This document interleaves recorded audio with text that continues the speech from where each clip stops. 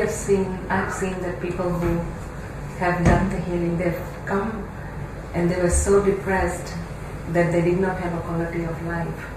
But after doing treatment, after releasing the pain, they have brought about joy in life. So people can heal. This morning I found out there's a lot of suicide in Canada, across the world. Especially there's a community in Canada. In 1 month there was 28 attempted suicide, starting at age 11 up to 70. In Vancouver there's an epidemic now. Since the beginning of this year there was 300 overdoses on drugs. Just one drug called fentanyl. And we see this every day. I get emails, just in the last 24 hours, I've replied to 12 emails.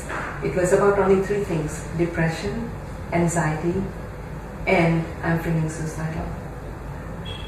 And this is so sad for us, because yesterday you also mentioned, and I believe this, that God or the Divine has given us this body in this lifetime to experience life with struggle and really have more compassion for yourself and for others.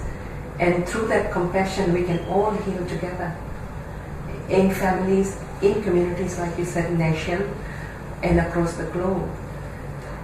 But there's 2 things that keeps people from getting there. One is the guilt, and the other is shame. When we do something wrong, that shame actually keeps us trapped, and it leads us to that path where we use alcohol, where we use drugs, because we don't want to feel, and that shame and guilt keeps us in this vicious cycle that we continue to do the same thing. That is escapism.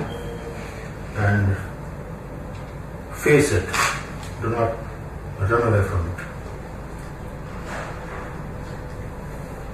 Accept the life as it is. When it comes to you, you have to accept first, right. And then you can make change. That's right. But you cannot ignore what the facts are. That's right. You cannot run away from that. Nowadays, even education makes our children intellectually so high and developed, but emotionally we are becoming weak and weak. So it is not only IQ, it is about EQ. And when you are emotionally strong,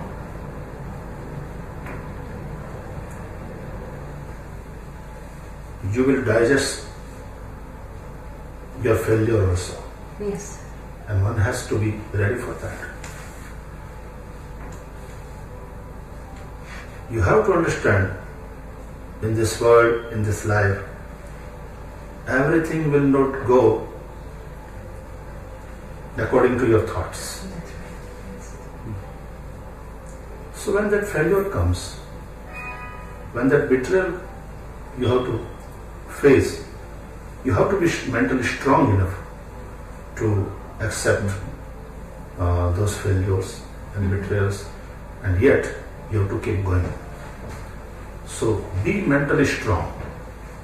And this life itself is a blessings from God. This human body we are blessed with. We are so fortunate. And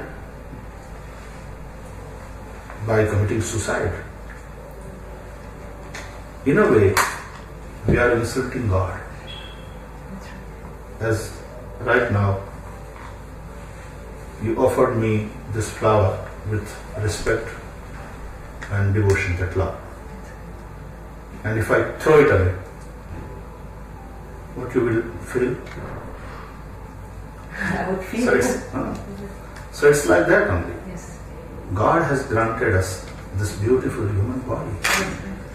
And we are so fortunate, and we should be so thankful to God. So it is, I heard a sentence somewhere,